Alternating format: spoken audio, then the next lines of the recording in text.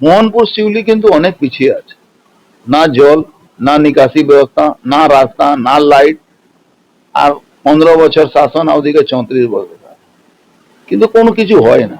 তার মানে আমি এটা ফিল করলাম এখানকার লিডারশিপ শুধু ব্যবসা করে। জমি মাফিয়া এখানে ভর্তি আছে।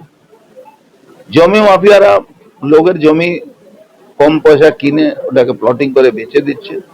ইললিগাল কনস্ট্রাকশন, পঞ্চায়েতের ভূমিকা জিরো। BDO office অকার্য। কিন্তু এখন আমি একটা বিডিও পেয়েছি, খুব ভালো ছেলে, কাজ করার ওর ইচ্ছা আছে, আমি দেখেছি। আমার এইসব ধরনের পছন্দ। আমার টিমটাও ভালো দেখলাম।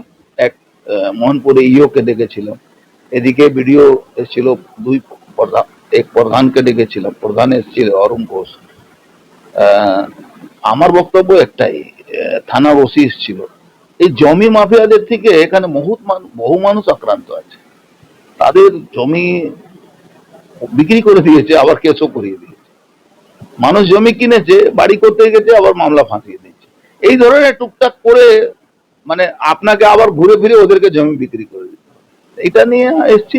আর কে কি করেছে ওটা নিয়ে আমি বলবো না।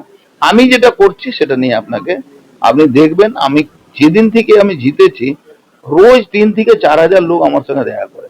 এবার আমি ওটাকে ডিস্ট্রিবিউট করে দিয়েছি, 4টে জোন ভাগ করে ওই সময় দিয়ে দিয়েছি। এই সময় এই দিন এখানে বসবো।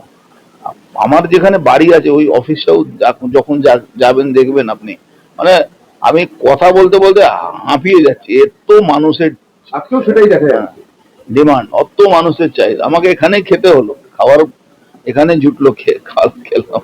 আমার অন্য একটা বিষয় জানা রয়েছে যে আপনার কাছে